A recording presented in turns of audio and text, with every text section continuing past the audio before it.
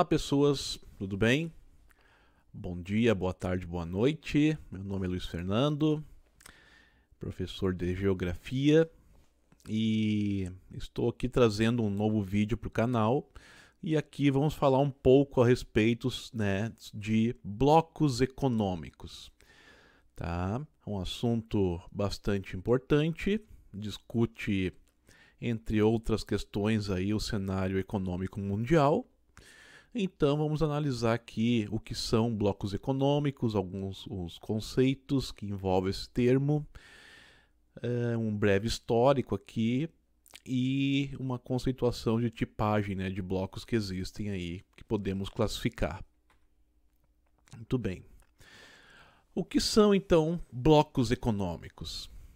São integrações, blocos econômicos são integrações, associações entre países que podem ser de um mesmo continente ou de continentes diferentes, em que possuam interesses comuns, com foco principalmente do desenvolvimento econômico e regional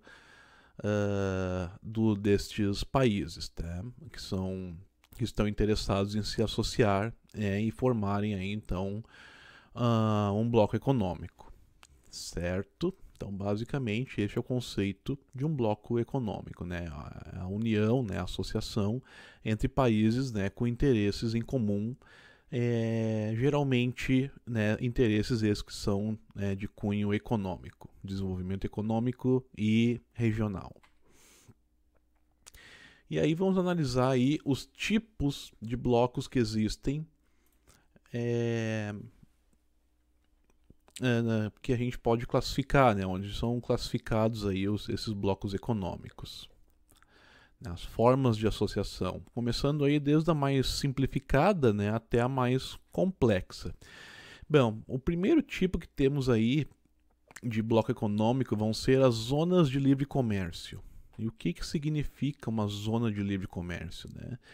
Ela é estabelecida aí a redução ou a completa isenção de impostos entre países membros desses blocos econômicos. Além disso, o mais comum é que ocorra a redução de alíquotas de impostos de renda. Porém, a completa eliminação também é possível. Não só a redução, como também a eliminação. Isso depende do acordo que ocorrer entre os países membros do bloco, certo? Sendo assim, isto causa aí uma maior competitividade na economia dos países membros e faz com que os preços dos produtos baixem para o consumidor final. Pelo menos este vem a ser aí o principal objetivo de um bloco econômico, melhorar a situação econômica para as populações envolvidas, tornando os preços menores e fazer com que a produtividade venha a crescer dentro desses países aí.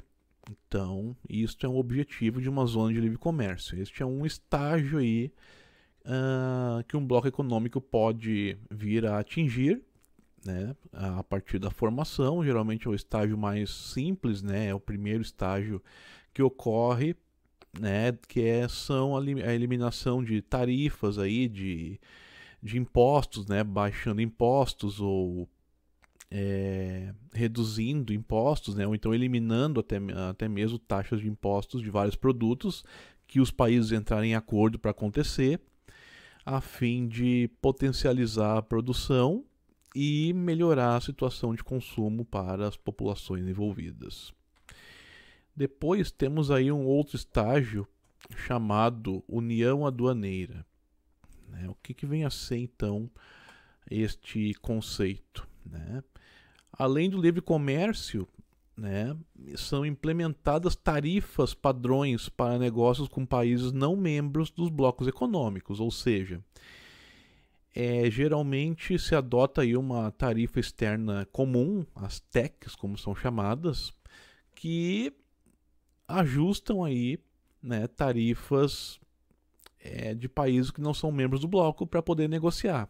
Então se pratica uma tarifa única em todos os países membros do bloco, né? Por exemplo, tá ali, né? O Brasil e a Argentina, eles podem, em uma resolução dentro do Mercosul, ao qual esses dois países fazem parte, optar por definir uma tarifa única em negociações com a Europa, com os Estados Unidos, né? Com a África, enfim.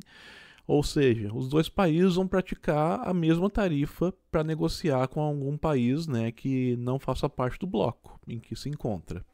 E isso vem a ser uma união aduaneira, tá? É um outro estágio aí de bloco econômico. Depois, um estágio um pouco mais avançado é o mercado comum. O que vem a ser então aí o mercado comum? É o resultado ao acordo feito entre um grupo de países que visa praticar as mesmas tarifas e trâmites, criando uma associação comercial. O intuito é facilitar essas transações econômicas para todos os envolvidos e, dessa forma, fortalecer aí, então, o grupo como um todo. Desta forma, a principal evolução do mercado comum é permitir o livre fluxo de capital e pessoas entre os países membros. Tá? Depois nós vamos discutir um pouquinho os poderes que tem aí os blocos econômicos. No entanto, para chegar neste nível de integração, é necessária aí muita proximidade nas legislações dos países membros. Bom, nós aqui, né, do Brasil, que fazemos parte do Mercosul, o Mercosul está nessa categoria aí de mercado comum atualmente, porque já é muitos anos aí de integração, de conversas, de negociações, tá? E muitas aproximações já foram feitas aí em termos de legislação, né? Vamos citar um exemplo prático aí, que vão ser as placas dos veículos, né? Que estão hoje unificadas nos países membros, né? No Brasil, na Argentina, no Uruguai e no Paraguai. Temos a Venezuela como membro também, membro associado, só que atualmente encontra-se, né, há um bom tempo aí já suspensa por vários motivos que podemos discutir numa outra oportunidade, né, mas encontra-se suspenso do bloco. Então, atualmente temos aí esses 4 países que fazem parte oficialmente. E eles estão integrados em vários aspectos, muitos aspectos, inclusive este, né, mais atual aí, das placas de veículos, né, serem um padrão chamado Mercosul, tá? E aí os países foram adotando isso, um mais cedo, outros mais tarde, né? O do Brasil, por exemplo, aqui está em processo de adoção, né? Está em processo de transição aí do modelo antigo de placa para um padrão Mercosul, né? Então tem todo um calendário aí para tornar toda a frota de veículos do Brasil, né, no padrão de placas Mercosul, tá? Isto então é um exemplo clássico aí de integração entre esses países, né, do bloco econômico aqui da América do Sul. E depois temos aí o grau mais elevado aí de união, né, de um bloco econômico pode possuir, que é a união política e monetária. Bom, o que isto significa? Este é um grau de integração aí bastante avançado. Só temos um bloco no mundo hoje que possui este status aí, que é a União Europeia, certo? Então, a união monetária consiste no acordo realizado entre 2 ou mais países para a criação de uma moeda única entre eles. No caso da União Europeia, temos aí o euro, tá? Logo, com a adoção de uma mesma moeda, será criada uma política monetária única, bem como um único banco central responsável pela regulação de todo o sistema monetário. Certo? Por fim, neste estágio, além da livre circulação, há o estabelecimento de uma moeda única. Como maior exemplo estão os países que adotam o euro, então, como eu falei aí, né? E tem aí o Banco Central Europeu, que regula, né, e controla toda a moeda, né, do euro. Apesar de serem altamente relacionados, cabe destacar que um bloco econômico não constitui necessariamente uma união de moedas, certo? Nós aqui somos um bloco econômico, Mercosul, nós não temos, né, a união de moedas aqui, não se criou ainda uma moeda única para o Mercosul, e, no entanto, né, permanece sendo um bloco no estágio ali de mercado comum. Ok? Vamos então analisar aí as vantagens e desvantagens de um bloco econômico. Tá? Temos então aí como vantagem, né, o menor custo dos produtos, como consequência de maior produção para atender o mercado consumidor. Né? Aí, por exemplo, o Brasil aqui que produz muita soja, ele vai poder focar bastante nesta produção, né? Ou se tem uma indústria aqui que é uma líder de produção em alguma coisa dentro do bloco do Mercosul, ele pode se dedicar muito mais a isso, enquanto que a Argentina, por exemplo, lá pode produzir de repente vinho ou outra tecnologia, enfim, que o Brasil não é tão forte assim. E aí a Argentina concentra lá naquela produção do que o Brasil não tem tão forte. A Argentina pode não ter tão forte a questão da soja, e aí não fazendo essas trocas, né? Esta é que é a intenção aí do bloco, né? Fazer essa integração econômica para que, né, haja essa cooperação a fim de tornar a situação melhor para as populações desses países. A desvantagem ali, né? Qualquer empresa que queira participar de um bloco comercial, ela faz concessões comerciais, né? Então, uma empresa que queira vir aí de fora, enfim, para participar, né, desse bloco econômico, ela vai ter que fazer várias concessões aí a nível comercial para poder fazer seus negócios dentro do bloco. Certo? Então acaba sendo aí uma certa desvantagem para essas empresas, né? Mas vão ganhar por outro lado aí que vão ter acesso ao mercado consumidor bem amplo, né? Vantagens ali, como a disseminação de tecnologia entre os países membros, maior vai ser a eficiência na produção, comercialização e administração, né?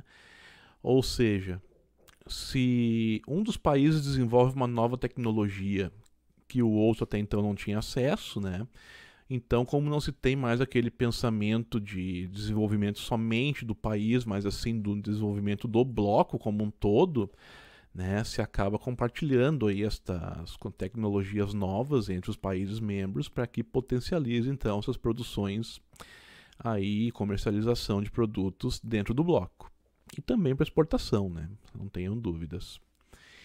Desvantagem ali também, do outro lado, perda de soberania nacional. Então, este é um fato, né? Que a perda de soberania nacional, o que quer dizer? Que o país ele perde a sua capacidade de decisão por si só. Ele vai ter que negociar todas as questões aí da sua economia com os demais membros e entrar em acordo. É como se fosse um casamento, né? A pessoa, fazendo uma analogia, né, um casamento, a pessoa solteira tem soberania total sobre sua vida, ela vai e volta quando quer, a hora que quer, né, sem ter que dar satisfação para ninguém. E após ela entrar numa situação de casamento, ela vai ter que prestar satisfações de tudo que ela faz, né, para essa outra pessoa, né? Enfim, no caso, um país que não faz parte de bloco algum, ele tem a sua soberania, ele pode decidir tudo sobre suas taxas, como bem entender, sua tecnologia, né? Ele vai desenvolver para si próprio, sem compartilhar com ninguém. E a partir do momento que ele faz parte de um bloco, bom, é como se fosse um casamento, né? Ele se casou ali, digamos, né, entre aspas, com outro país ou com outros países, e aí ele tem como meta fazer o bloco se desenvolver, o bloco econômico crescer. Então, ele acaba tendo que compartilhar tudo que ele desenvolve, né? E os outros também, por sua vez, tem que prestar satisfação de tudo que faz, né? Então, é o legítimo casamento, né? No caso, fazendo uma analogia a esta instituição. E prossegue aqui, né? Como vantagens competitivas por conta da eliminação de tarifas, tá? É uma grande vantagem, né? Principal, diria, de um bloco econômico.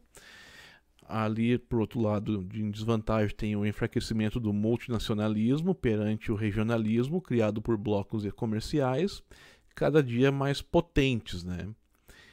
Então, a questão do nacionalismo ali, ela perde força e o regionalismo ganha muita força, né? Porque o bloco acaba virando uma grande região econômica com regras em comum, né? Então, isso é o que vai ganhar força.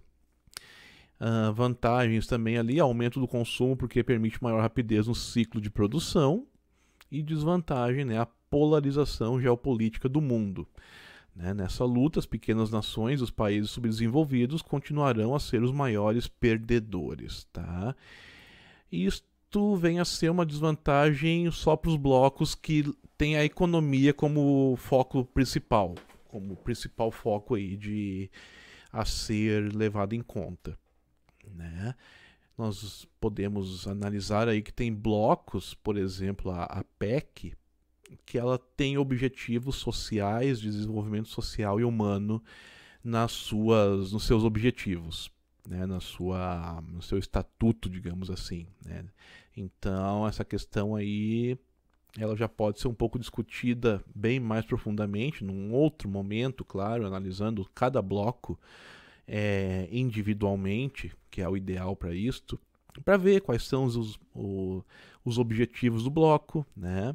Quais os poderes que ele tem liberado, que ele tem instituído, a forma como ele é gerido, né? Cada bloco econômico é gerido de uma forma, né? Comitês de gerenciamento, uma governança, enfim, tem várias formas aí de gestão desses blocos, né? Cada um desenvolve o seu método, né, de gestão. E isto acaba tendo que ser analisado um por um para analisar quais são os objetivos, né, então, desses blocos econômicos, né, de cada um deles.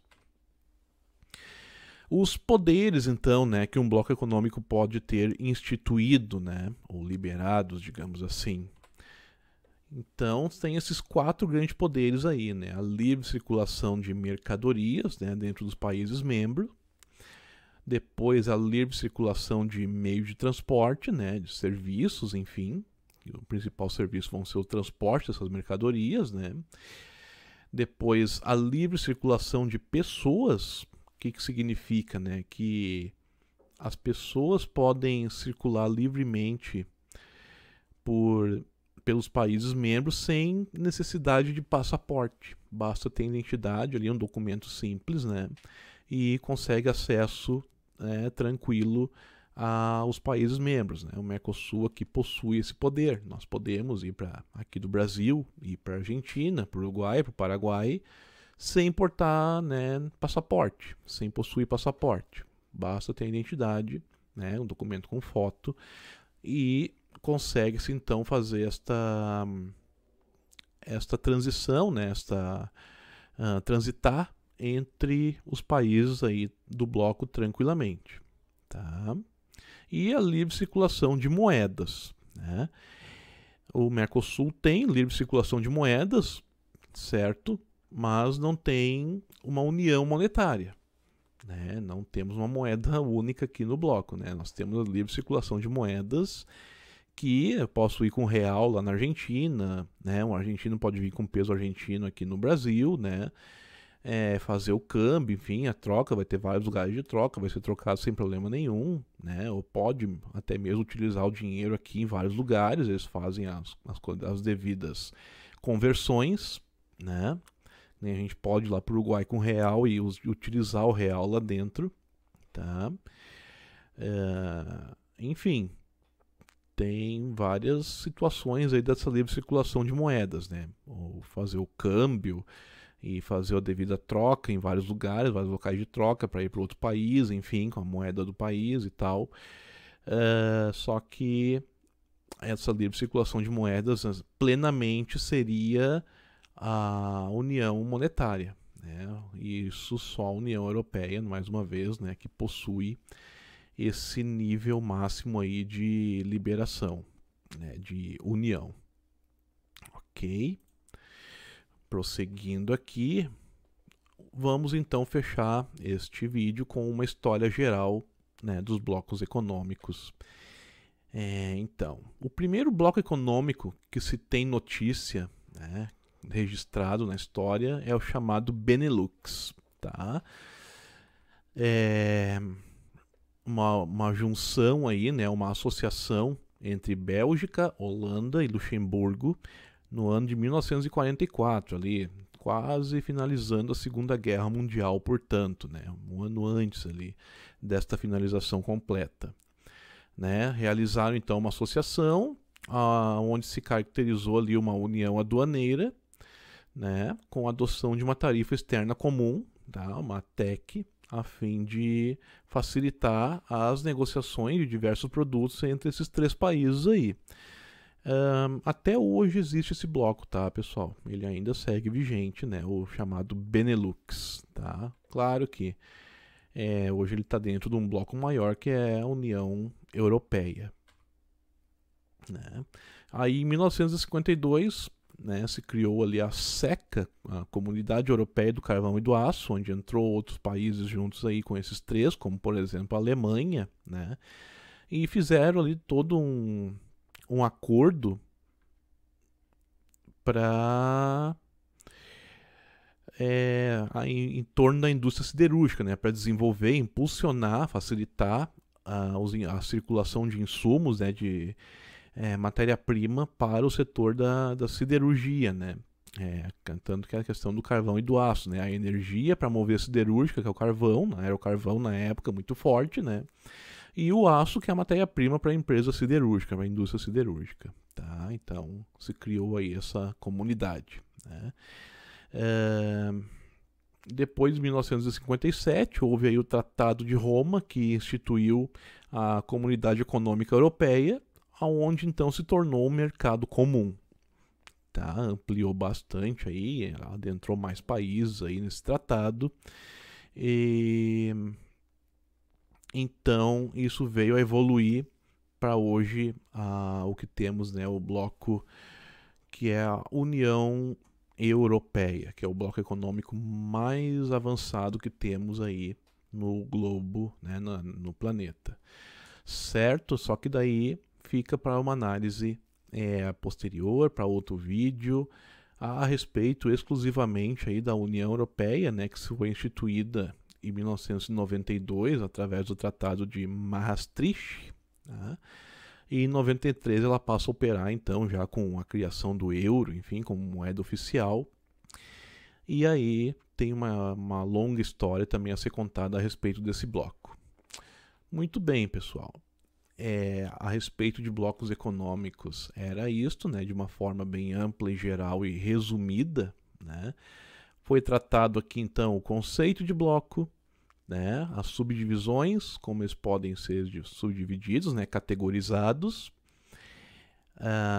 uma história geral, né, os poderes que um bloco econômico pode possuir, né, e aí fechando com um breve histórico da União Europeia, principalmente, né, que tudo começa na Europa, então, em termos de blocos econômicos, lá com Benelux, né, até que na década de 90 ali, então, há uma eclosão, né, de formação aí de diversos blocos, né, nos variados continentes aí, e isso pode ser objeto de estudo aí de outros vídeos posteriores, que a gente pode analisar cada um desses blocos individualmente, ok?